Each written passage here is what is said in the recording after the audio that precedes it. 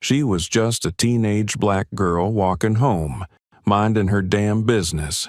No drama, no threat, just vibes.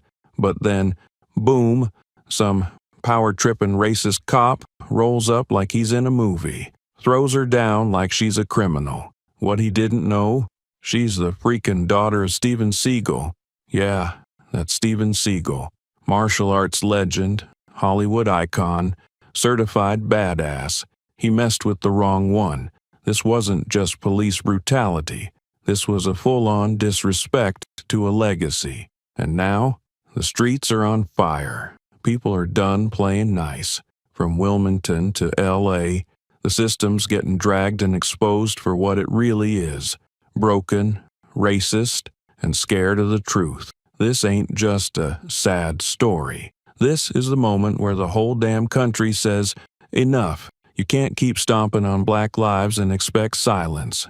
Not today, not ever. So yeah, the world's watching now, and trust, this ain't over. Where you watching from? Drop your city or country in the comments and let them know we see everything. Wilmington General Hospital had seen its share of emergencies. Broken bones, car accidents, gunshot wounds on bad nights, but nothing prepared the staff for what came through the double doors that Sunday evening. EMTs rolled in a tiny girl no older than 9, her brown skin pale, her tiny frame shaking violently. Her right arm was bent at an unnatural angle, swollen, bruised, and already turning dark purple. She held it close to her chest, as if trying to keep it from falling apart. A nurse rushed to her side, snapping on gloves. Another pulled the curtain around the bed.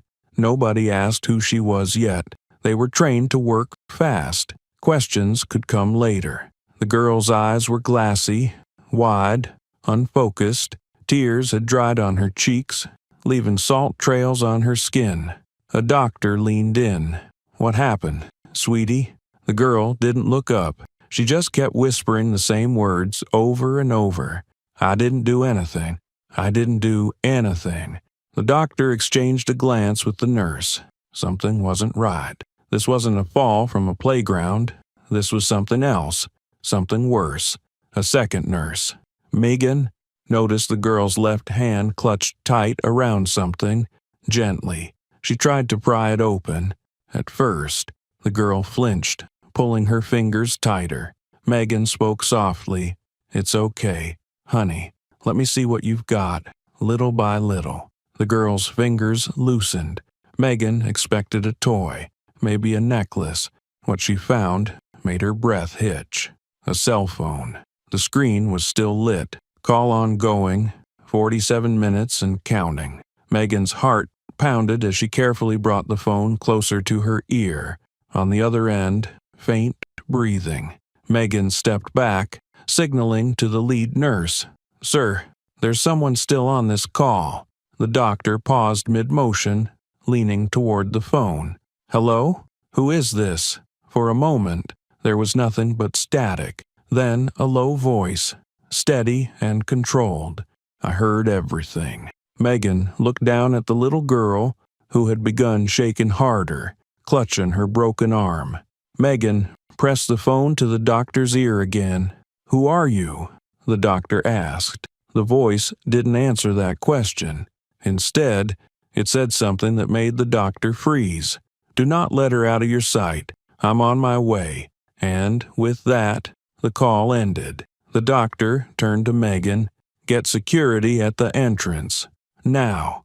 Megan didn't hesitate. She rushed out of the curtain and toward the front desk. Something about the way the voice spoke didn't sound like a threat. It sounded like a warning.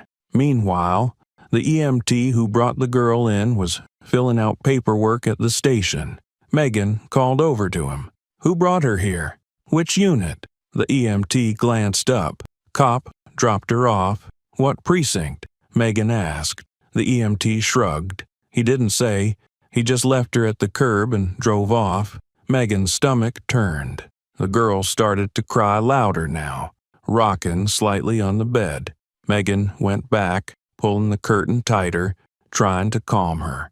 The girl looked up, eyes wild with fear. "Please, I didn't do anything. He just grabbed me." Megan knelt beside her. "Who grabbed you, baby?" The girl tried to speak but choked on her sobs.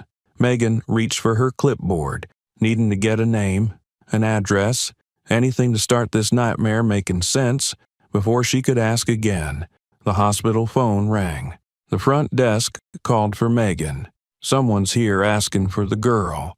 Megan stood quickly, exchanging another glance with the doctor. "Who?" Megan asked. They didn't leave a name, just said they were her emergency contact. Megan took one last look at the terrified little girl before stepping out toward the front lobby.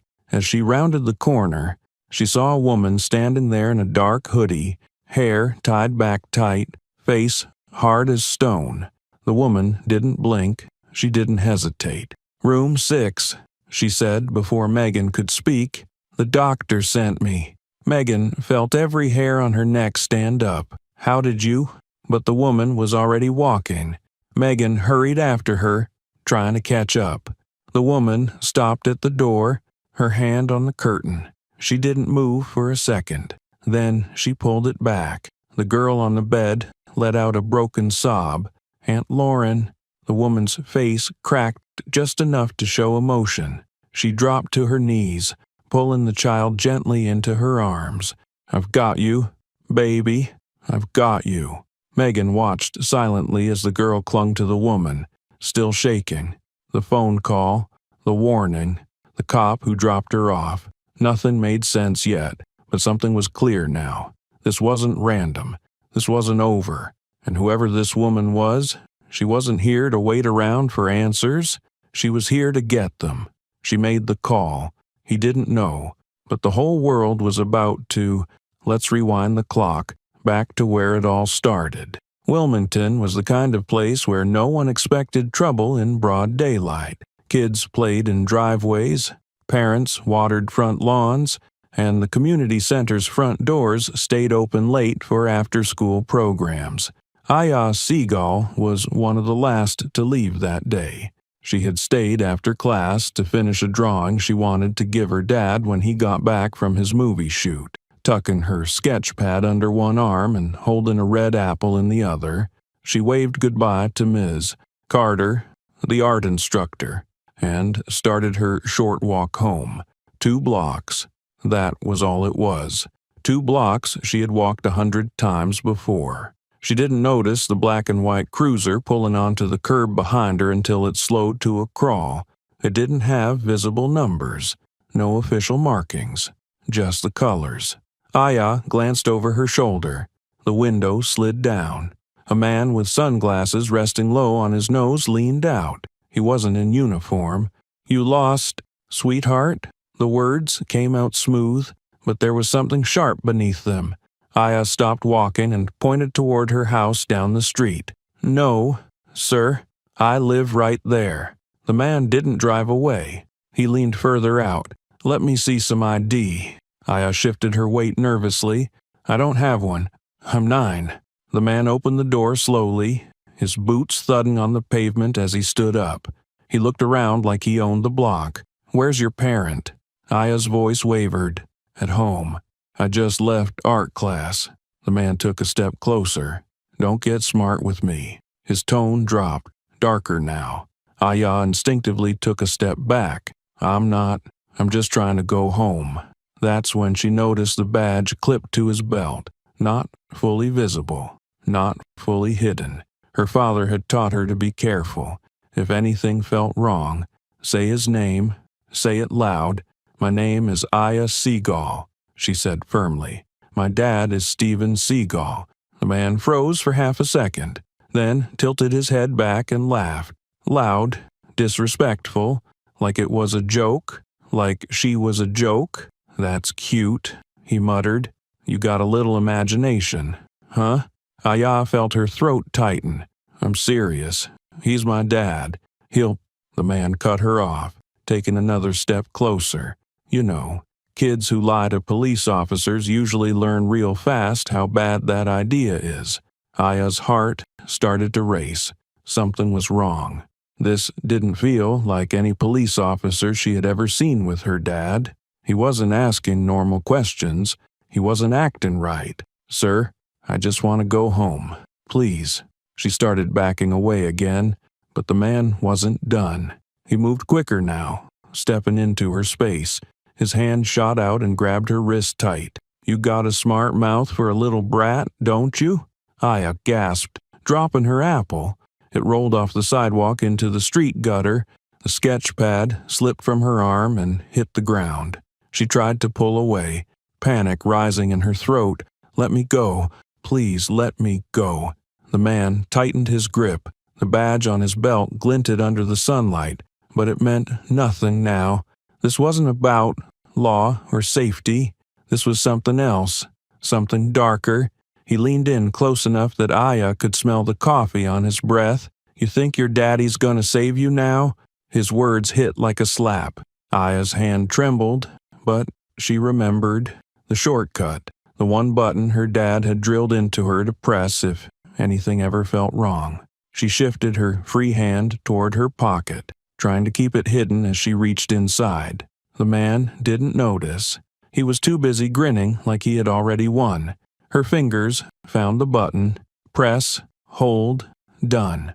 The call was live, and on the other end, someone was listening. But the man had no idea. He was about to make the biggest mistake of his life. Aya had taken self-defense classes with her father. She had listened to every word Lauren had taught her about what to do if something felt wrong.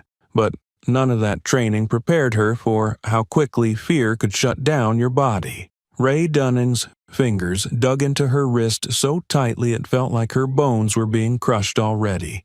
She knew better than to fight back. She kept her voice low, steady, respectful, just like Lauren had taught her. "Sir, I just want to go home. Please let me go." But Dunning wasn't listening. His jaw clenched tighter, as if the sound of her calm voice irritated him even more. "You think I'm playing with you?" he hissed. "You're walking around like you own the street, like you're better than everyone else. You little smart-mouth brats need to learn you don't run the world." His grip jerked her forward, nearly yanking her off her feet. The sketch pad slipped from her arm and hit the ground. The apple rolled into the street. Her heart pounded louder than his voice. She knew she had one shot to stay safe. No sudden moves, no screaming. Keep him talking, keep him distracted. Aya took a shaky breath and tried again. "My name is Aya Seagal. My dad is Steven Seagal. You're making a mistake." She said it slower this time, like a warning, like she knew what was coming for him if he didn't stop. But Dunning laughed again. Not a nervous laugh, not a casual one. This was a cruel, ugly sound that told her he didn't believe a word she said. "Yeah?" He leaned in until his face was inches from hers. "You think I care who you say you are? You think I'm scared of some washed-up action hero?" His spit hit her cheek when he spoke. She flinched, but didn't pull away. She couldn't afford to. He reached for her other arm now, gripping both wrists with bruising force. "Where's your little movie star now? Huh?" he sneered. "Is he gonna come flying in to save you?" Aya's legs shook. She wanted to scream for help, but the street was empty. There were no neighbors outside, no one walking by, just her and this man who smelled like sweat and stale coffee. She did the only thing she had left. She pressed her thumb deeper into her pocket and pushed the emergency shortcut on her phone. It vibrated once, silently connecting. Lauren would hear everything. "Don't get smart with me." Dunning snapped again. His voice dropped lower, darker. "You kids think you can talk your way out of anything. You think you're untouchable." His hands shifted fast, twisting her right arm behind her back with brutal force. She felt the pop before she heard it. A sickening crack echoed through her body. White-hot pain shot from her shoulder to her fingertips. Her knees buckled, and she dropped to the ground with a strangled gasp. Her vision blurred as tears filled her eyes. She tried to breathe, but it felt like the air had been ripped out of her lungs. She couldn't scream, couldn't speak. All she could do was hold on to that phone. Dunning leaned over her, breathing hard. "You got a smart mouth for a little brat," he muttered again. He grabbed the back of her shirt, yanking her half off the ground before slamming her back down onto the concrete. Her cheek scraped against the rough sidewalk. She bit down on her lip to keep from crying out again. He pressed his knee into her shoulder, forcing more weight onto her broken arm. She heard herself whimper, "Please, please stop." Dunning leaned down, his voice so close she could feel the heat of it on her neck. "You gonna run your mouth again? You gonna tell me another story about who your daddy is?" Aya squeezed her eyes shut. The pain was blinding. She didn't know how much longer she could take it, but the call was live. She had done what she was trained to do. She had made the call. That was all that mattered now. Dunning stood up suddenly. He looked around, scanning the street as if just now realizing how exposed he was. There were no witnesses, no cameras, no one to see what he had done. He wiped his face with the back of his hand and muttered something she couldn't hear. He reached for his cuffs like he was actually going to arrest her, but then stopped. Maybe he realized how bad this already looked. Maybe he thought it wasn't worth the paperwork. Whatever went through his head, it made him step back toward his car without another word. Aya lay on the ground, clutching her broken arm, biting back sobs. She watched through blurry eyes as Dunning climbed into the cruiser and slammed the door. The engine roared to life, but he didn't drive off immediately. He sat there for a few seconds, gripping the steering wheel, breathing heavy. He glanced in the rearview mirror, looking at her one last time. Then, without warning, he pulled away from the curb and sped off down the street. He left her lying there like garbage. On the sidewalk, Aya curled into herself, cradling her shattered arm. She kept the phone tight against her chest. On the other end, Lauren Seagal had heard every second. She had already slammed her front door shut behind her. She was already coming. Lauren Seagal didn't remember letting go of the phone. 1 second it was pressed tight against her ear. The next, it was sliding across the kitchen counter, landing face down with the emergency call timer still running. Her pulse hammered in her ears as the words replayed in her head. The breathing, the man's voice, that horrible snap. She knew that sound. She had heard it on the mats in every fight she had ever trained for. A clean break, bone giving way under pressure, except this time, it wasn't in a ring. It wasn't between two adults who had signed up for it. It was Aya, a child, her niece. She didn't waste a second. She grabbed her keys off the hook, her old military jacket from the back of the chair, and bolted out the door. The screen door slammed behind her, bouncing off the frame, but she didn't stop to fix it. Her truck roared to life in the driveway. Tires screeched as she hit the gas hard, cutting the wheel so fast the back end fish-tailed. Her mind raced faster than the speedometer. She knew the area. She knew the routes Aya walked home. She had mapped them herself when Stephen first asked her to move closer, just to keep an eye on things when he was out of the country filming. She had always told him it was overkill, that Wilmington wasn't the kind of place where something like this would happen. Now she cursed herself for believing that. She reached for the phone again, hands shaking as she hit Stephen's number. He answered on the second ring. "What's going on?" His voice was sharp, direct, no hesitation. "It's Aya." Lauren's voice cracked. She forced herself to breathe. "Some cop grabbed her. I heard everything." "What do you mean, grabbed her?" Stephen demanded. His voice dropped low like a rumble just under the surface. "I heard him," Lauren said, pushing the words out before she could break down. "I heard him break her arm. I heard her scream." Then silence on the line. The kind of silence that made the hairs on Lauren's neck stand up. "Stephen?" she pressed. "How bad?" he finally asked, his voice like gravel. Lauren bit her lip hard, gripping the wheel tighter. Bad enough she couldn't stop shaking. "He dumped her and ran," she whispered. "EMTs must have picked her up." I'm heading to the hospital now. I don't have a name yet. The car, the badge. I'm working on it." "You find him," Stephen growled, his voice low and dangerous. "You find him, you hold him, or I will tear down the walls myself." Lauren's jaw tightened.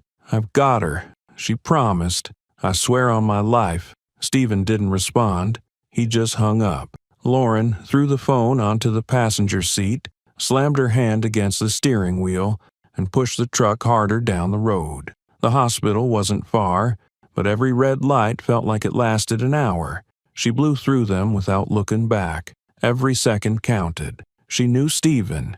She knew what he was capable of if he got here before she had things under control.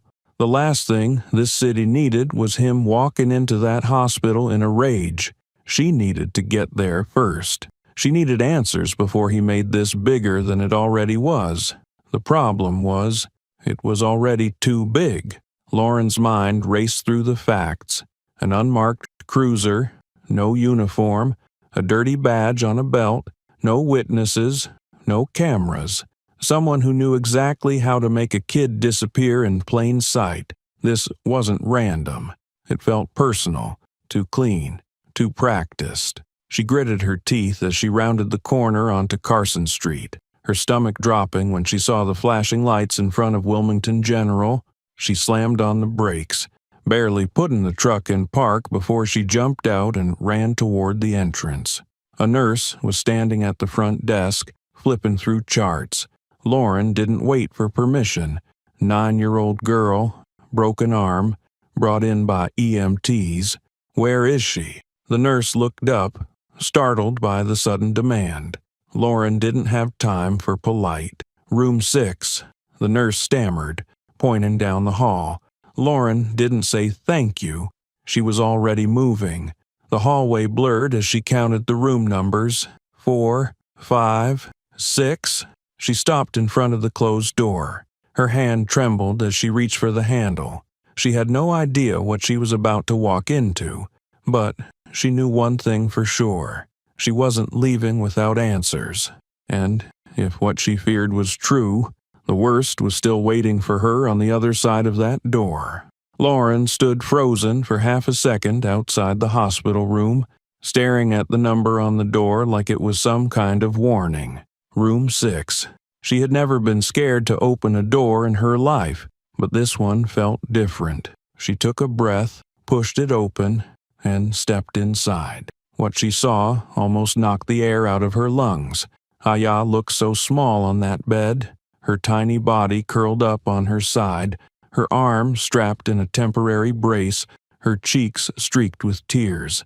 She was shaking, her lips moving like she was still whispering to herself. The nurses standing nearby turned when they saw Lauren enter.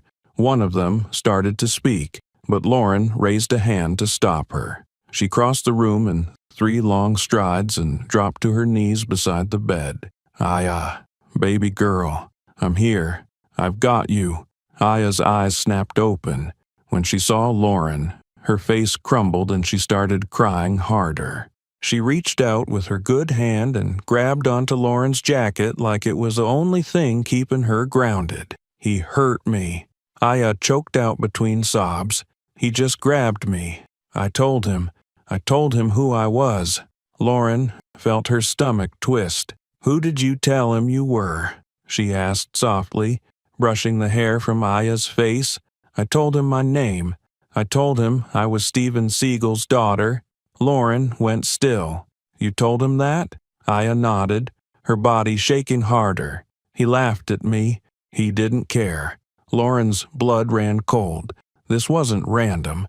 This wasn't some jumpy cop overreacting to a kid on the sidewalk. This was deliberate. This was targeted. Lauren swallowed hard and forced herself to stay calm for Aya's sake. "You did nothing wrong, baby. Nothing. You hear me?"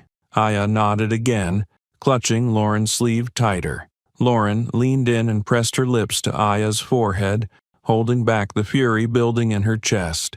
One of the nurses cleared her throat behind her. "There's something else," she said quietly. Lauren turned to look at her.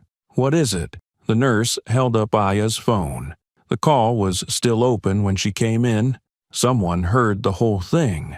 Lauren took the phone carefully, her jaw tightening when she saw the call timer still running. She ended the call and slipped the phone into her jacket. "I need to know who brought her in," Lauren said, standing up slowly. The nurse nodded toward the intake station. The EMTs dropped her off, but they didn't leave a name or badge number. They just left her at the curb. Lauren's fists clenched at her sides. She turned and walked out of the room, making her way to the intake log. An EMT stood behind the counter, filling out paperwork. Lauren didn't waste time. Who brought the little girl in? The EMT glanced up, confused. Cop dropped her off. Didn't give a name. What car? Lauren pressed. The EMT flipped back through the log. Patrol Unit 73D. That's all it says. Lauren's pulse spiked. She pulled out her phone and started typing. She had contacts. People who owed her favors. People who had access to things the public didn't. She dialed a number she hadn't called in months. Sergeant Maria Sotto, Internal Affairs. The woman answered on the third ring. Seagal? What's going on? Lauren didn't waste time. I need a favor. A cop in Wilmington broke a little girl's arm and ran. I have evidence. I need a name. Send me what you've got. Sotto replied immediately. I'll get back to you in 10. Lauren hung up and paced the hallway like a caged animal. 10 minutes felt like 10 years, but the text finally came through. Officer Ray Dunnan, badge 5372, Wilmington Division. Lauren's eyes narrowed as she read the details. Not even on duty. Took the car without authorization. 3 prior complaints. 2 dismissed. 1 sealed. She looked back at the image of Aya's face, the bruises on her arm, the fear in her eyes. This wasn't protocol. It was personal. And now Lauren knew exactly where to find him. Benny's Grill was a local fixture in Wilmington. The kind of place where the same crowd showed up every Sunday, taking the same booths, ordering the same meals, and leaving the same tips. Ray Dunnan was no different. He had a routine, and, like every other Sunday, he followed it to the minute. Same seat, same order, same smug attitude. What Dunnan didn't realize was that today was the last time he'd ever sit in that booth without the world knowing exactly who he was. Lauren parked across the street and killed the engine. She sat in the driver's seat for a moment, staring at the glowing red neon sign. Benny's, a place that smelled like grease and lies. She knew she should wait for backup. She knew Sergeant Soto would tell her to hold back, but Lauren had already made up her mind. She wasn't here for permission. She was here for closure. She stepped out of the truck, her boots hitting the pavement with a purpose. Crossing the street, she paused just outside the glass door. She could see him, sitting there in the back corner, laughing at something on his phone, barking at the waitress like he owned the place. No badge, no uniform, just another man hiding in plain sight. Lauren pushed the door open. The small bell above rang out, making every head in the diner turn for a split second before going back to their meals. Every head except Dunning's. He didn't even glance up. She walked straight toward him. No hesitation, no fear. She stopped at the edge of his table and waited. Finally, he looked up. "Can I help you?" he asked, voice dripping with the same condescension he had used on Aya. Lauren didn't speak. She pulled her phone from her jacket pocket and tapped play. The audio filled the diner like a gunshot in a library. "Please, let go. Please stop. I didn't do anything. You got a smart mouth for a little brat." Then the snap, the sound that made every fork freeze mid-air, the sound of a child's bone breaking. The diner went dead silent. Dunnan's smirk faltered, his eyes narrowing. "Where did you get that?" he hissed. Lauren leaned forward, voice cold as ice. "Do you know who that little girl is?" Dunnan's jaw tightened. "Doesn't matter." She resisted. Lauren didn't blink. "She's Steven Seagal's daughter. His face went pale. The color drained from his skin like someone had pulled the plug. "And I'm Lauren Seagal," she added, letting the words hang in the air like a loaded weapon. Dunning opened his mouth, but no sound came out. He glanced around the diner, suddenly very aware that every person in the room was staring. Lauren slid a napkin across the table. Room 6, Wilmington General, 9 years old, broken arm, audio, witnesses, internal affairs. She leaned in closer. "By the time my brother gets here, you'll be lucky to keep your badge, let alone your freedom." Dunning tried to puff his chest, tried to regain control of the moment. "You people think you can..." Lauren slammed both hands on the table, rattling every glass and plate. The whole diner flinched. "What you did wasn't fear," she growled. "It was cowardice. You broke the wrong little girl, and now I'm going to break your career." She stood up straight, towering over him. "Next time I see you in uniform, I hope it's during your perp walk." She turned on her heel and walked out, leaving him sitting there frozen. She didn't threaten him. She promised him. And as she pushed the door open, a waitress slipped out her phone, already recording.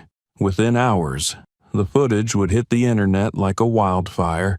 It started small, a 30-second video, shaky and grainy, recorded by a waitress who had seen it all unfold at Benny's Grill. The audio was rough, but clear enough to catch the exact moment Lauren slammed her hands on the table and delivered the words that would set everything in motion. By the time Lauren drove away, the video had already been uploaded to a small local Facebook group called Wilmington Speaks. A few dozen likes turned into hundreds. Shares spread like wildfire through group chats, neighborhood pages, and private forums. But it didn't stop there. Someone clipped the audio of the emergency call, the child's voice begging for mercy, the unmistakable crack of breaking bone. The audio surfaced on Twitter next, posted by an anonymous account claiming to have received it through a whistleblower tip. No video, no faces, just sound, raw, unfiltered. By midnight, the clip had been shared over 200,000 times. By sunrise, that number doubled. Local bloggers jumped on it, then regional reporters, then national outlets. Hashtags started trending. "Justice for Aya," "Yeah, hold him accountable," "We heard her cry." Major media outlets tried to verify the story, but they didn't have to dig very far.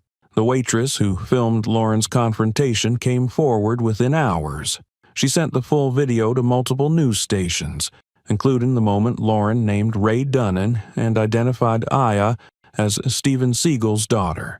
That changed everything. News anchors scrambled to cover the story. Some ran the video on loop.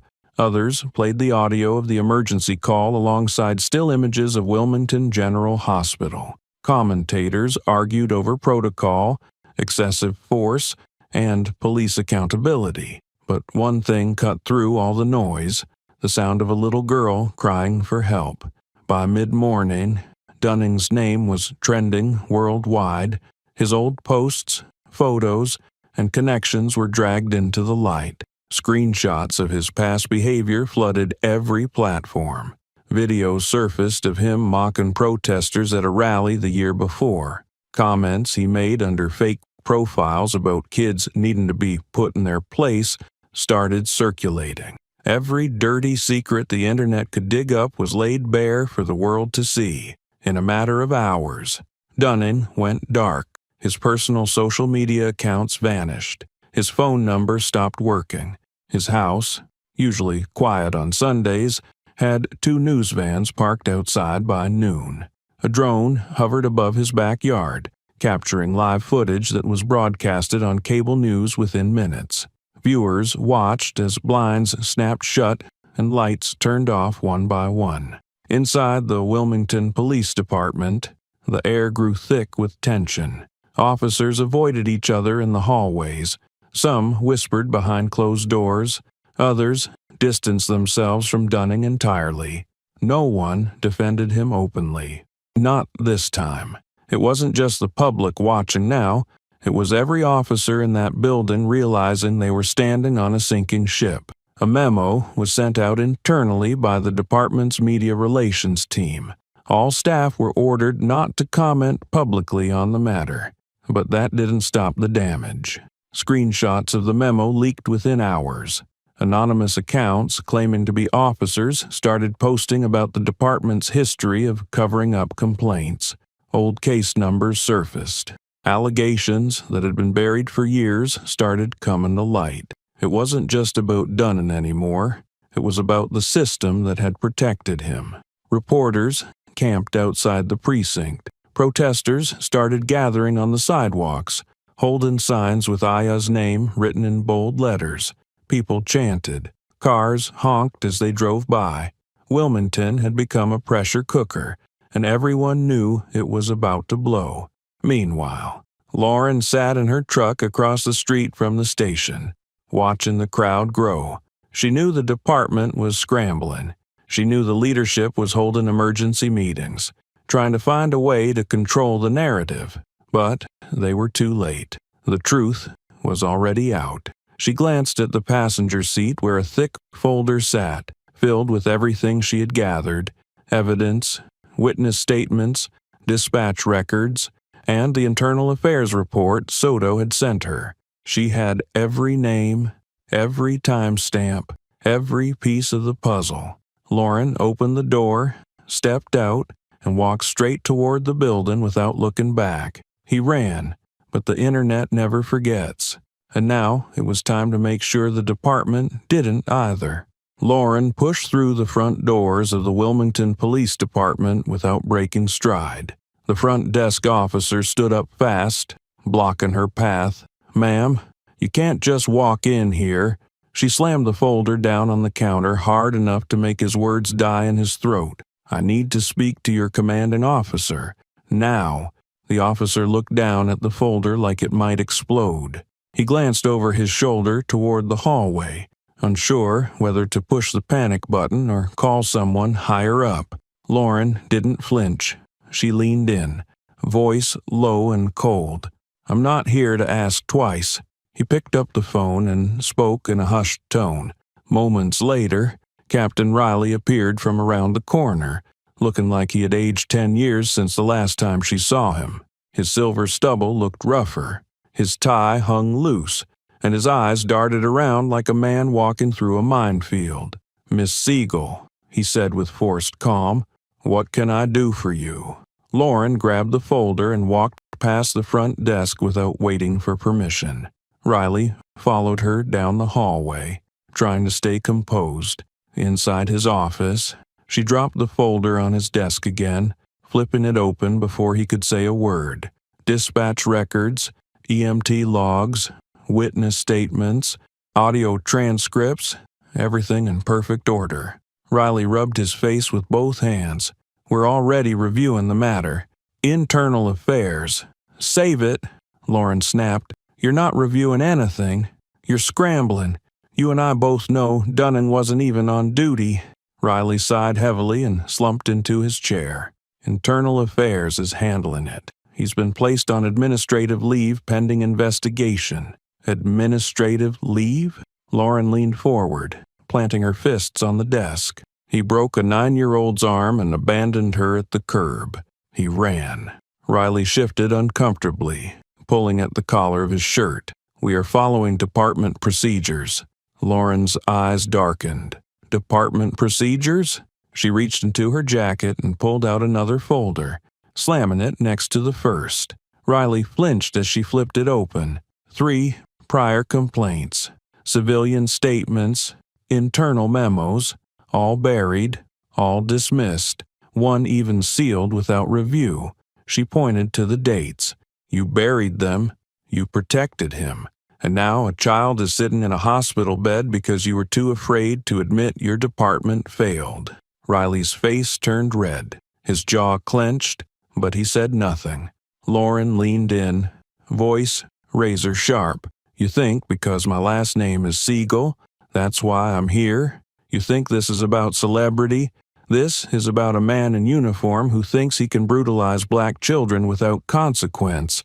Riley stood up fast, hands flat on the desk. You have no idea what kind of pressure this department is under right now.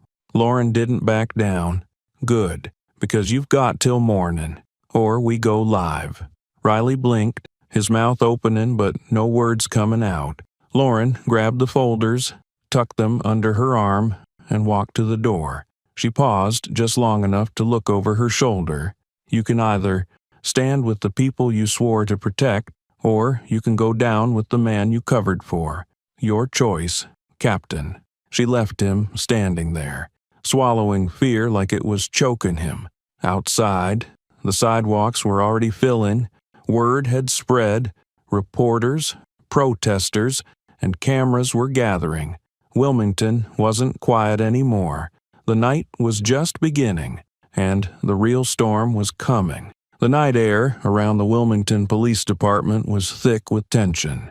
Word had spread faster than anyone expected, and by sunset, the sidewalks and streets leading to the precinct were flooded with hundreds of people. They came from all walks of life, parents clutching signs that read, "Justice for Aya," college students chanting in unison, activists raising their fists in solidarity, and ordinary residents who could no longer stay silent.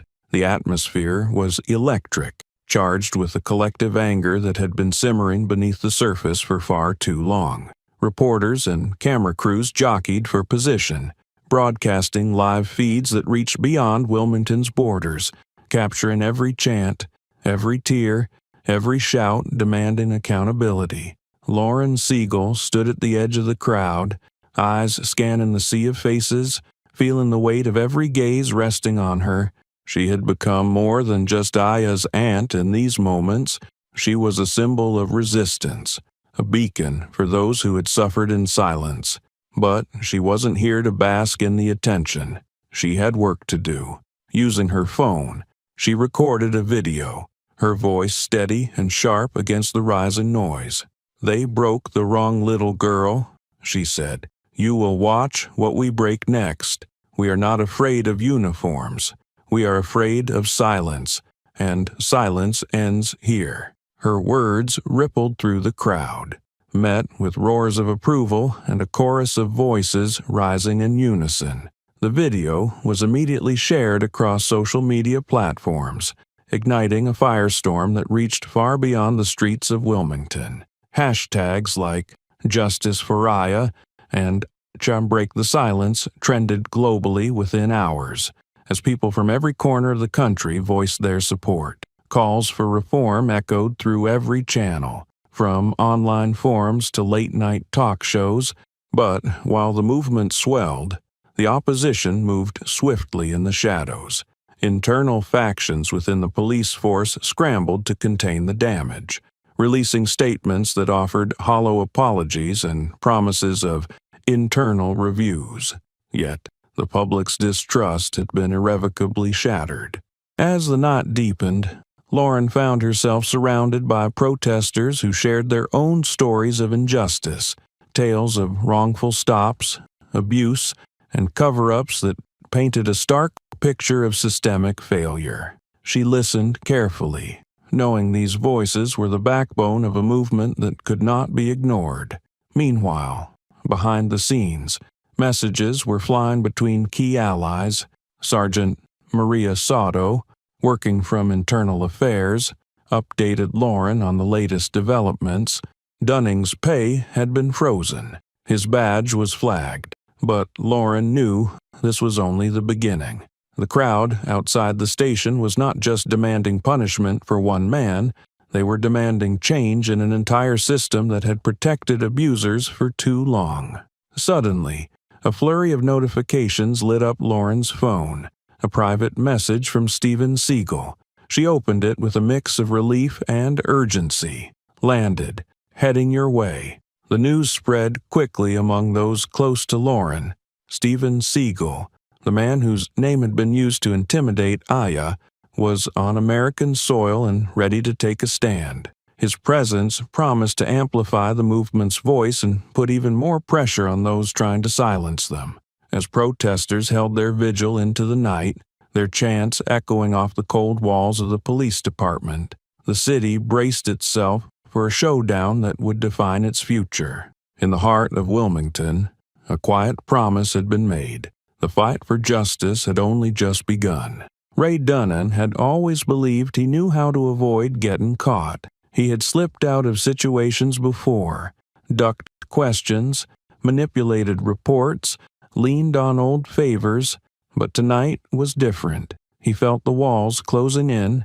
The internet had turned him into a national disgrace overnight. Protesters were in front of the station. Reporters camped on his street. His phone hadn't stopped vibrating until he finally smashed it against the kitchen counter. Now he stood in his darkened living room, peeking through the blinds, his packed duffel bag by the door. Every instinct told him to run. The department had gone silent on him. His so-called friends had stopped answering their phones. Even the captain who once protected him wasn't returning calls. He knew what that meant. They were cutting him loose, across the street, inside a black SUV parked in the shadows. Steven Seagal watched through a pair of binoculars. He tracked Dunning's every move, the pacing, the hesitation, the way the man kept glancing toward the street like he could feel something breathing down his neck. Beside him, Lauren sat silent, gripping the envelope with Dunning's court summons and evidence package. She leaned forward, her voice low and sharp. "He's going to bolt." Steven nodded. "Let him try." Minutes passed. Dunning finally opened the garage door, stepping out with the bag slung over his shoulder. He moved fast, glancing up and down the street. A black Dodge Charger idled across the road, engine running low. His escape was waiting. Lauren's hand hit the door handle. Steven grabbed her wrist. "You sure?" Lauren didn't blink. He broke her arm. She broke his future. She stepped out of the SUV and crossed the street with purpose. Dunning didn't notice her until he slammed the trunk shut. When he turned, she was already standing there, blocking his path, his face twisted in panic. "What do you want?" he spat. Lauren kept walking until there were only inches between them. "I want you to feel something close to what you made her feel." Dunning's hand twitched toward his waistband. "Go ahead." She dared him. "Make your move." He froze. His breath caught in his throat. His eyes darted to the Dodge Charger, but no one moved to help him. Lauren's fist came fast, landing square on his jaw with a crack that echoed off the houses. He stumbled back, almost dropping the bag. Lauren grabbed his collar and slammed him against the car. "You grabbed a child." Slam! "You broke her arm." Slam! "You left her on the street like garbage." Slam! Dunning struggled to fight back, but Lauren pivoted, twisting his arm behind his back. He gasped in pain. "Hurts, doesn't it?" she hissed. "You ever think about how scared she was?" He tried to speak, but Lauren drove her knee into his gut, cutting off whatever lie he was about to spit. He collapsed to his knees, wheezing. Lauren crouched beside him, pulling the sealed envelope from her jacket. Inside, the lawsuit, the subpoena, the restraining order signed by Steven himself. She pressed it to his chest. "You're done, Ray, and if you come near her again, next time I won't stop." Sirens wailed in the distance. 2 squad cars rounded the corner. Dunning flinched like he might run, but Lauren yanked him to his feet. "Get up." He groaned. "I said get up." Officers jumped out, guns drawn until they recognized the suspect. They cuffed Dunning against the hood of his own car. Neighbors stepped out of their houses, phones raised, filming every second. No one defended him. Not one word. One officer turned to Lauren, his voice barely a whisper. "You're Lauren Seagal?" She nodded once. "My daughter's in art class with Aya. She still talks about that sketchbook." Lauren met his eyes. "She's not done drawing, not even close." And, as the officers hauled Dunning away, one neighbor's live stream hit the internet. The video went viral in minutes. By sunrise, the footage of Ray Dunnan in cuffs was everywhere. News outlets looped the moment over and over, the black Dodge Charger in the background, neighbors standing in pajamas filming, and Lauren Seagal holding a sealed envelope as officers dragged the disgraced cop into the back of a patrol car. Overnight, the movement doubled in size. Social media lit up with new hashtags. More families came forward with their own stories. The pressure on the department grew heavier by the hour. But Lauren knew better than to think the system would go down without a fight. They were too quiet now, too calculated. She felt it in her bones the moment she woke up later that morning. Stephen was pacing in her living room, his phone lighting up every few seconds with messages from attorneys, reporters, and supporters. Aya was still asleep upstairs, guarded by a team of trusted friends Stephen had called in the night before. Lauren stood at the kitchen counter scrolling through the latest headlines when her phone buzzed with a message from Sergeant Sato. 3 words, "Stay on guard." Lauren barely had time to respond before a knock rattled the front door. Stephen stopped pacing. Lauren's eyes narrowed. That wasn't the kind of knock you heard from neighbors or delivery drivers. It was sharp, aggressive. She walked to the door and looked through the peephole. 3 men in plain clothes stood on the porch. One held up a badge. Lauren's stomach dropped. She cracked the door just enough to speak. "Can I help you?" The man didn't smile. "Lauren Seagal, you're under temporary detainment for obstruction of justice and aggravated assault on a peace officer." Before she could demand to see paperwork, the door flew open. They grabbed her by both arms, yanked her outside, and slammed her against the porch railing. Stephen lunged forward, but one of the men pulled a weapon. "Back off." Lauren struggled. "Where's the warrant? Where's the paperwork? You have no right." They ignored her. No rights read, no explanation, just tight cuffs digging into her wrists. Stephen shouted after them as they shoved her into the back of an unmarked car. "You think this ends here? I promise you, it doesn't." The car sped off, leaving Stephen standing in the street, fists clenched so tight his knuckles turned white. Inside the car, Lauren stayed silent. She knew the game. They wanted her to react. They wanted her to give them something they could twist. She leaned back against the seat, biting down on the inside of her cheek to keep from exploding. The car didn't go to the main precinct. It took her to a warehouse on the edge of town. No signs, no cameras, just concrete walls and locked doors. They threw her into a holding cell with no paperwork, no phone call, no lawyer. A clipboard sat on the table with a statement demanding she agree to cease all involvement in police misconduct cases. Lauren picked it up, read every word, then tore it clean down the middle. "You think I'm scared of paper?" she muttered. One of the men on the other side of the glass leaned in. "You're making noise the department doesn't want." "I'm not walking away," Lauren replied. "Not now. Not ever." Hours passed. No one came back. The door finally opened at 8 a.m. Stephen Seagal walked in flanked by 2 attorneys and a federal agent from the U.S. Department of Civil Rights. He didn't speak. He simply handed the agent a flash drive. Inside was footage of Lauren's illegal arrest, dash cam video from Dunning's cruiser, and documents proving Lauren's credentials and legal authority. The agent nodded once. "She's leaving with us." Lauren stood slowly, her wrists raw from the cuffs. Stephen stepped closer, his voice low. "They tried to silence you, but you're coming back louder." Lauren nodded, her eyes hard as steel. She was ready for what came next. She was done playing defense. It was time to take the fight straight to the people. That night, Lauren announced a public hearing, and the city of Wilmington was about to hear every word. The gymnasium at Wilmington Community Center had never seen a crowd this large. Rows of folding chairs stretched from wall to wall, but they still weren't enough. People lined the aisles, stood shoulder to shoulder along the back and crowded every corner of the room. The air was thick with anticipation, the kind that made every breath feel heavier. Wilmington wasn't just watching anymore. Wilmington was ready to speak. Lauren stood at the front of the stage with Stephen beside her.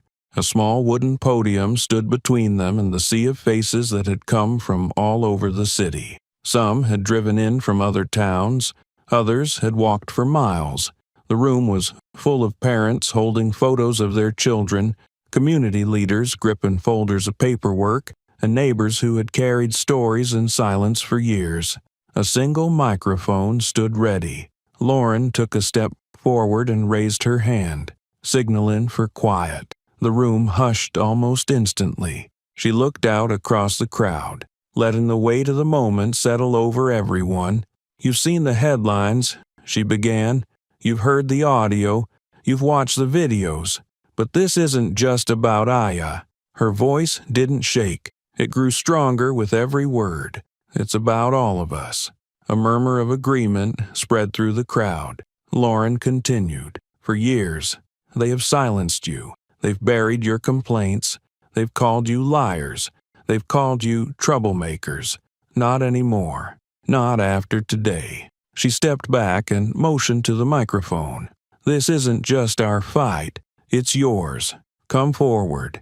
Tell your story." One by one, people stood up. An older woman shuffled to the mic first, clutching a worn photo of her grandson. "My boy was 17 when they slammed him face first onto the pavement for walking home with a hoodie on," she said, her voice cracking.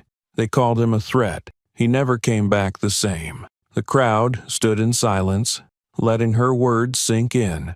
A teenage boy approached next, holding up a phone with a cracked screen. "This is my brother's face after a routine traffic stop. His jaw was broken in 2 places. They never filed a report." Another woman, a teacher, took the mic. "I watched one of my students get thrown against a locker by a school resource officer. They said it was justified. He was 12. The stories kept coming. Former officers who had been forced out for speaking up. Nurses who had treated bruises but were told not to ask questions. Fathers who had been pulled over without reason. Mothers who had watched their children grow up afraid of the very people sworn to protect them." Stephen stood silently beside Lauren, his jaw tight, his fists clenched. He had faced action scenes on movie sets, but nothing had ever felt this real, this raw, this personal. After nearly 2 hours of testimonies, Lauren stepped back to the mic. "We hear you. We believe you. And starting tonight, we are doing something about it." She turned and nodded to Stephen. He pulled a black cloth off a long table, revealing laptops, phones, and a banner that read FIST, Fighters for Institutional Safety and Truth. Stephen spoke next, his voice cutting through the room like a blade. "We are launching FIST nationwide, starting tonight. Our website is live. Our phone lines are open. Our investigators are ready. If you've been silenced before, we're here to make sure you're heard now." The crowd erupted into applause, cheers echoing off the walls. Volunteers moved through the crowd, handing out flyers with the website address and contact information. Lauren watched as people reached for them like lifelines. This was more than a movement now. It was a machine built to fight back. By the end of the night, over 3,000 new submissions flooded the FIST database. Stories from across the country poured in. Lauren stood at the back of the gym, watching the people file out, their shoulders a little straighter, their steps a little stronger. This wasn't just about Aya anymore. It was about all of them, and the fight was far from over. Across town, the courthouse lights burned late into the night. The trial of Ray Dunning was about to begin. The Los Angeles County Superior Court had seen high-profile trials before, but nothing like this. By the time the doors opened that morning, the line outside wrapped around the block. Reporters jockeyed for position. Protesters filled the sidewalks. Families holding signs with Aya's name stood shoulder to shoulder with activists, teachers, and former officers who had once served under the same department, now sitting on trial in the court of public opinion. Inside, the courtroom was packed.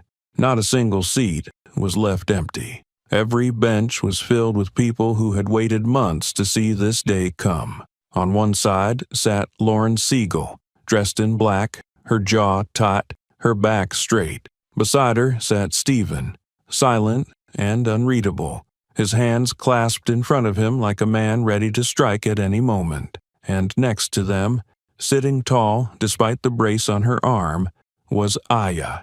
Dunning sat across the aisle, looking smaller than anyone had ever seen him, his skin pale, his eyes hollow. Gone was the arrogant swagger, gone was the smirk. He sat between his two attorneys, head down, refusing to make eye contact with anyone in the room. The judge entered. The courtroom stood. The jury was brought in and seated. The trial began. The prosecutor wasted no time. Your Honor, the state intends to prove that Officer Raymond Dunning knowingly and violently assaulted a minor, failed to report the incident, attempted to evade justice, and conspired with others to suppress the truth. The gallery shifted uncomfortably, the weight of those words hanging heavy in the air. The first piece of evidence played without introduction, the emergency call from Aya's phone. The courtroom froze as the child's voice filled the air. Please let go. Please stop. I didn't do anything. Then, the snap. The sound echoed like a thunderclap through the courtroom. A juror covered her mouth. Another looked away. Even the judge's jaw clenched. Dunning didn't move. The prosecution followed with photos of Aya's injuries, X-rays of her broken bones, bruises along her arm and wrists, hospital records, the timeline reconstructed down to the minute. Lauren took the stand next. Her voice didn't waver. She told the jury how she had received the call, heard the assault live, and arrived at the hospital to find Aya broken, but alive. She played the recording again for the jury, filling the courtroom with the raw, undeniable evidence of what had happened. The defense tried to paint it as a misunderstanding. They argued Dunning had acted within reason, that he had no way of knowing who Aya was. But Lauren shut it down. She told them how Aya had said her name, how she had told Dunning who her father was, and how Dunning had laughed. One by one, witnesses came forward, nurses, EMTs, bystanders, even former officers who admitted that Dunning had a history of using excessive force, that complaints had been buried for years to protect the department's image. The prosecution didn't just build a case against Dunning, they built a case against the system that had allowed him to operate unchecked for so long. Finally, it was Aya's turn. She stood slowly, guided by her mother to the witness stand. The room went silent. Not a single person shifted in their seat. She looked small in the oversized chair, her feet not even touching the floor. But when she spoke, her voice carried like a bell. He asked me for my name. She began. I told him who my dad was. He laughed. Then he grabbed me and broke my arm. Tears welled in the eyes of people across the courtroom, but Aya didn't break. She reached into her bag and pulled out a drawing. She held it up for everyone to see. A crayon sketch of a little girl standing in front of a crowd, her arm in a cast, smiling. At the bottom, in neat, bold letters, it read, "I'm stronger now." Without prompting, the entire courtroom stood, a quiet, powerful show of respect. Aya looked around, her eyes landing on Lauren. Lauren nodded once, proud and steady. One child's voice silenced a room full of power. The judge called for a recess. The jury stood and filed out. The verdict was coming. The room had been tense for hours. But when the jury re-entered, the silence dropped like a hammer. People leaned forward in their seats. Some held their breath. Others gripped the edges of the benches until their knuckles turned white. Every camera in the gallery was trained on the jurors, broadcasting the moment live to millions watching across the country. Ray Dunning sat between his attorneys, staring at the floor, his face void of any color. He hadn't spoken a word since the recess, his jaw clenched so tightly that a vein pulsed visibly in his neck. He didn't dare look toward the gallery. He didn't dare face the family whose lives he had torn apart. The judge's voice broke the silence. "Has the jury reached a verdict?" The foreperson, a middle-aged woman with tightly pressed lips, stood up. "Yes, Your Honor." She handed the bailiff the folded slip of paper. The bailiff carried it to the judge. Every eye in the room followed that tiny piece of paper, like it held the weight of the world. The judge unfolded it slowly, adjusted his glasses, and read aloud. On the charge of aggravated assault on a minor, guilty. A sharp gasp echoed through the crowd. Some covered their mouths. Some let out quiet sighs of relief. Others simply closed their eyes, taking in the moment they had feared might never come. On the charge of abuse of authority, guilty. A low ripple of murmurs spread through the room. On the charge of attempted evasion of justice, guilty. The room seemed to exhale as one. For a brief moment, the tension broke as a quiet applause filled the gallery. The judge immediately raised his hand. "Order in the court." The room fell silent again. Dunning's lawyers leaned toward him, whispering quickly, but he didn't respond. His face was blank, his body sinking lower into his seat, as if the verdict had knocked the air out of him. The judge leaned forward. "Mr. Dunning, you've been found guilty on all charges. Sentencing will be scheduled for a later date. Until that time, you are hereby remanded into custody without bail. Take him away." 2 deputies approached. Dunning didn't resist. He stood slowly, shoulders hunched, hands trembling slightly as the cuffs clicked around his wrists. The cameras captured every step as they led him out of the courtroom. His head stayed down, his eyes never lifting to face the family seated across from him. The gallery remained silent, not in sympathy for the man in cuffs, but in collective recognition that this moment was bigger than him. It was bigger than one cop. It was about a system that had allowed men like him to hide in plain sight for far too long.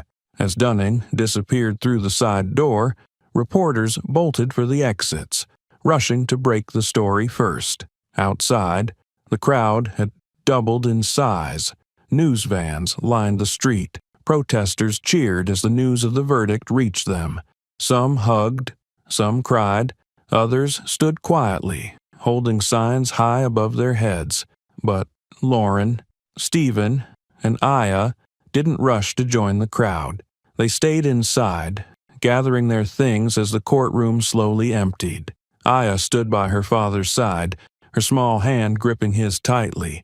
She didn't speak. She didn't have to. Stephen turned to Lauren. "This doesn't end here," he said quietly. Lauren nodded. "No, it doesn't." They walked toward the exit together, flanked by their legal team. As they stepped onto the courthouse steps, reporters swarmed, shouting questions. Stephen paused, raising his hand for silence. The crowd fell quiet. A reporter near the front called out, "What happens now, Mr. Seagal?" Stephen glanced at Lauren, then back at the sea of cameras. "Now," he said firmly, "we build something that doesn't need them to be heard." His words hit like a lightning bolt. Microphones were shoved closer. Journalists scrambled to capture the quote. But Stephen didn't stay to answer more questions. He turned and walked down the steps with Lauren and Aya beside him.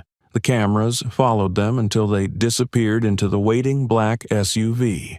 Across the country, people watched the footage on their phones, their laptops, their televisions. Some nodded in agreement, others clenched their fists in frustration, but no one could deny it anymore. One man had fallen, and the fight was just getting started. As the SUV pulled away from the courthouse, Lauren opened her phone. Dozens of messages poured in. Community leaders, victims, attorneys, volunteers, all waiting for the next move. She looked over at Stephen. Ready? He didn't hesitate. Let's build it. FIST wasn't just an idea anymore.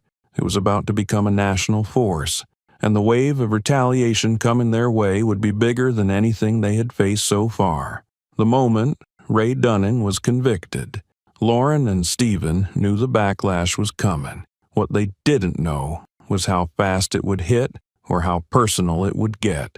FIST headquarters had turned into a war room.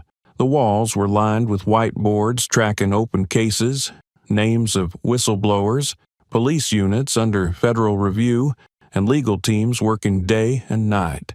Volunteers worked in shifts to manage the incoming flood of reports. The website was pulling in over 500 new submissions an hour. It was bigger than they had ever imagined, but Lauren could feel it in her gut. They had pushed too deep into territory where people in power refused to lose. The first warning came at 3:14 a.m. Lauren was reviewing a set of newly submitted evidence files when one of the IT leads sprinted into her office. "We've got a breach," he said, nearly out of breath. Lauren stood up so fast her chair tipped over. "How bad?" The tech pointed to the monitors. "Real bad." Lauren and Stephen followed him to the server room where a wall of screens flickered with alerts. Thousands of IP addresses were slamming their servers. Files were being corrupted in real time. Whistleblower data was being ripped out and dumped onto unsecured channels. "They're targeting the submission archive," the tech explained. "Names, dates, locations. They're leaking everything." Lauren clenched her fists. "Shut it all down," she ordered. "Kill the server access now." The tech hesitated. "It'll wipe live submissions." Lauren didn't blink. "Do it. We'll rebuild later. We protect these people first."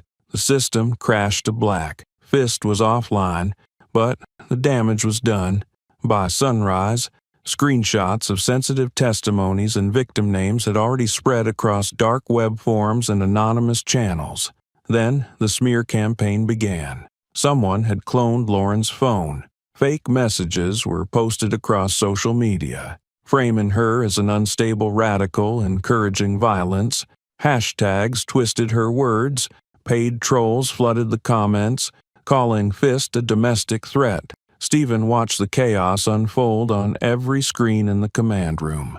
He turned to Lauren. "They're not just hitting us. They're trying to destroy the entire movement." But the worst was still coming. At noon, Lauren's personal encrypted account received an anonymous message. No words, just a video. She pressed play, and the air left her lungs. Drone footage hovered over Aya's school. A man stood by the fence, his face blurred, wearing a dark hoodie. He didn't move. He didn't speak. He just watched. The video cut off after 10 seconds. Lauren dropped the phone. Stephen grabbed it, his eyes going dark. He watched it twice before speaking. "He's watching her." Lauren's voice broke. "They're going after her now." Stephen didn't hesitate. "Call the team. We're moving her." Within hours, Aya was transported under heavy protection to a secured location outside Los Angeles. Stephen had called in trusted military contacts, men who owed him favors from years back, former Navy SEALs, security experts, and cyber defense specialists fortified the property. Facial recognition systems were installed on every entry point. No visitors, no phone calls, no mistakes. Lauren rode in the transport vehicle with Aya, holding her close the entire ride. The little girl didn't cry. She just held onto Lauren's jacket with trembling fingers. When they arrived, Aya was escorted inside by armed security. The house was cold, clinical, nothing like the home she knew. Lauren sat with her on the edge of the bed that night, brushing the curls from her niece's face. Aya's voice was barely a whisper. "Are they going to hurt us?" Lauren swallowed the lump in her throat. Not if we make sure the whole world is watching. Stephen paced the living room, reading reports of the cyber attack, the dachshund, and the rising threats against FIST members. His jaw was tight, every step heavier than the last. Lauren joined him, her voice steady. We go public with everything. Stephen nodded. We do it big, nationwide. We pull the curtain back so far they can't hide behind it anymore. Lauren paced toward the window, looking out at the city skyline. We don't wait for their next move. We make ours first. Stephen grabbed his phone, set it up. Every network, every platform, no filters, no edits. Lauren turned back toward him. This is going to be the biggest thing we've ever done. Stephen nodded once.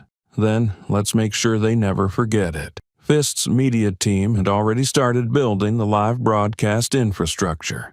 Every screen in America was about to light up. The world would soon see exactly what this system had tried to hide. And they would finally hear the voice that had started it all. The morning sun rose over downtown Los Angeles, casting long shadows across the steps of the federal courthouse.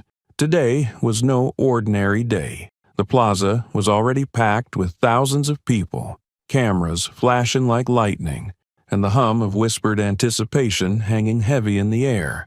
The crowd represented a tapestry of humanity, families, activists, survivors, journalists, and ordinary citizens united by a common demand for justice and truth. National news networks had dedicated their entire broadcast schedules to the event, promising live coverage that would reach millions across the country and around the world. Behind the scenes, the FIST team worked tirelessly to ensure the presentation of evidence would be flawless, unassailable, and impossible to ignore. Lauren Seagal stood quietly backstage, eyes steady, absorbing the energy swirling around her. Beside her, Stephen paced with a quiet intensity, a pillar of unwavering resolve. Aya, still only 10 years old but already a symbol of courage, sat holding her mother's hand, her small face illuminated by the soft glow of early sunlight streaming through the windows. The moment they had fought for, the moment to expose not just one corrupt cop, but the entire network that enabled him, was finally here. Lauren stepped forward onto the podium, greeted by a roar of applause that seemed to shake the very foundation of the building. Cameras swiveled, broadcasting her image live to screens worldwide. She began with a voice calm yet resolute. Today is the day the world stops pretending it doesn't hear the cries of its children. Today, we pull back the curtain on a system built to silence, to protect the guilty, and to punish the innocent. Behind her, a massive screen flickered to life, displaying internal memos, dispatch logs, surveillance footage, and sealed personnel files. Thousands of pages of proof meticulously gathered by the coalition FIST had built. Names of officers, supervisors, and officials appeared, laying bare the network of cover-ups, retaliation, and abuse that stretched far beyond Wilmington. Every piece of evidence told a story of broken trust, of power wielded without accountability. The crowd listened in stunned silence, the gravity of the revelation settling like a weight on every heart. Stephen stepped up next, his voice commanding and unyielding. We are not here to ask for permission. We are here to demand change. The names you see are not just individuals. They are a system that must be dismantled. We will no longer stand by while our communities suffer in silence. Then, the moment that electrified the plaza, Aya walked forward, small but unshakable. Her steps echoed on the marble floor as she took the microphone. The crowd fell into a hush so deep it felt sacred. My name is Aya Seagal. I am 10 years old. A man broke my arm and tried to make me feel like I didn't belong. But I do. And so does every child who has ever been ignored, silenced, or forgotten. Her voice wavered only slightly, but the conviction behind her words was undeniable. She lifted a drawing, a girl holding a megaphone, standing tall. Written beneath it, bold and clear, were the words, "Her voice matters." The crowd erupted into cheers, thousands rising to their feet in a powerful wave of unity and respect. Across the world, millions watched on screens, from small towns to major cities. The message was clear and resonant. The story of one brave child had become a beacon of hope, a call to action that transcended borders and backgrounds. Lauren looked out at the sea of faces, knowing this was just the beginning. The movement had sparked a global reckoning, inspiring countless others to stand up, speak out, and demand justice in their own communities. She spoke for herself, Lauren said softly, and now the world speaks with her.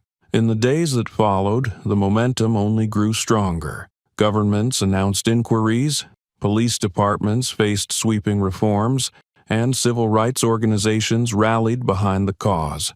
Aya's story became a symbol that reminded everyone that no one is too small to make a difference, and no voice should ever be ignored. The lesson was profound and clear. Anyone can be dismissed or mistreated, but no one deserves to be silenced. And as the sun set on that historic day in Los Angeles, the seeds of lasting change were firmly planted, carried forward by a voice that refused to be silenced in a world finally ready to listen. The day the world stood still was a turning point. But as the crowds dispersed and the headlines faded from the front pages, a harsher reality settled in. True, lasting change was far from guaranteed. Lauren, Seagal, and Stephen knew that the victory in Los Angeles was only the first step in a marathon, not a sprint. Justice demanded vigilance, persistence, and the courage to face an entrenched system determined to resist transformation at any cost. Back at the FIST headquarters, the atmosphere was both electric and sobering. The press conference had catapulted them into the national spotlight. But that glare brought scrutiny from all directions.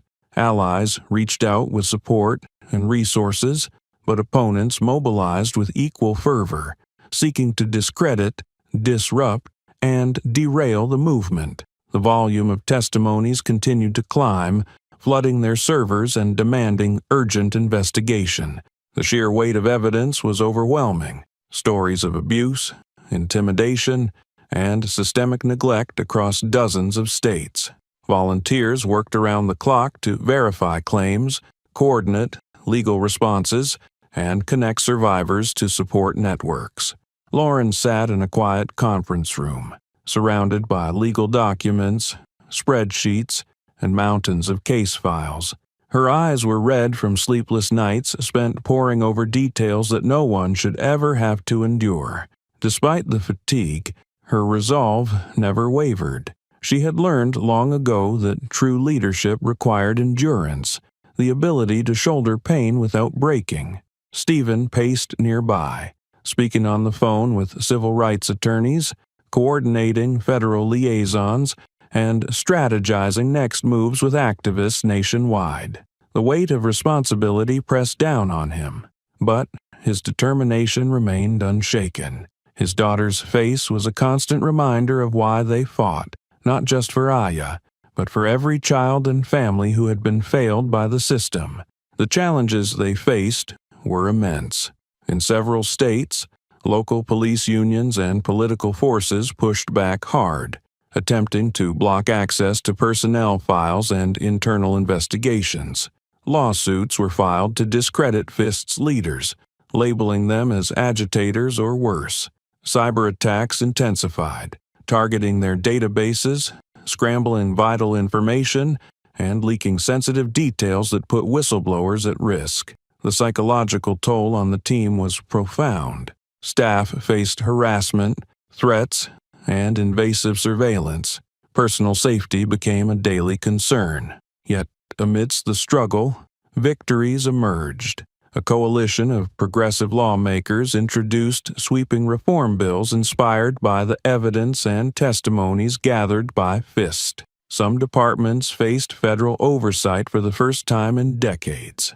Whistleblowers previously silenced found their voices amplified and protected. Survivors received access to counseling, legal aid, and platforms to share their stories safely. Lauren and Stephen worked closely with these lawmakers, using their experience and knowledge to shape policies that aim to dismantle systemic abuse and build transparent, accountable law enforcement. They advocated for independent oversight commissions, mandatory body cameras, de-escalation training, and community policing models that prioritized trust and respect. The media spotlight remained relentless.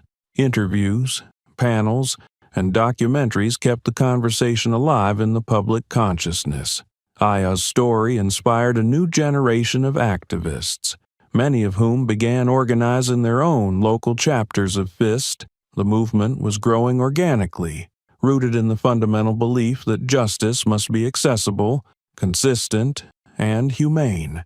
But there were difficult days, too. Progress was slow, and resistance stubborn. Old power structures fought to maintain control. Moments of hope were often tempered by setbacks, cases dismissed, investigations stalled, reform efforts diluted by compromise. Lauren found herself mediating between passionate activists demanding immediate action and pragmatic politicians advocating for gradual change. The balancing act was delicate, requiring patience without losing momentum. Stephen spent long hours coaching Aya through this whirlwind. Despite her youth, she had become a public figure, her image and words inspiring millions but also making her a target. He worked tirelessly to shield her innocence, ensuring she could still experience childhood amidst the chaos. Family became their sanctuary, moments of laughter, quiet evenings, and simple joys that reminded them why the fight mattered. At one particularly exhausting strategy session, Lauren reflected aloud. This isn't just a battle against individuals. It's a war against a system designed to protect itself. We have to be smarter, stronger, and relentless. The team nodded in agreement. They understood that the path ahead would demand endurance and unwavering solidarity. The global response was both unexpected and overwhelming. International human rights organizations began citing FIST's work in their own campaigns. Stories of police abuse from other countries resonated with Aya's message.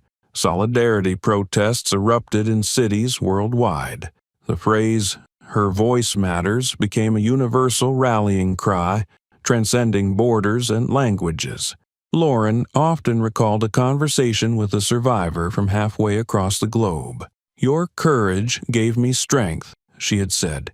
"We fight the same fight." That connection fueled FIST's expansion beyond American shores, inspiring chapters and partnerships that sought justice in their own nations.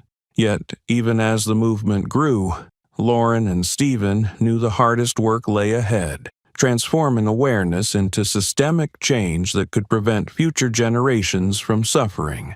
They dedicated themselves to education, working with law enforcement training academies to incorporate lessons on implicit bias, trauma-informed care, and community engagement. They also launched survivor empowerment programs, helping victims rebuild their lives, reclaim their dignity, and participate in shaping policies.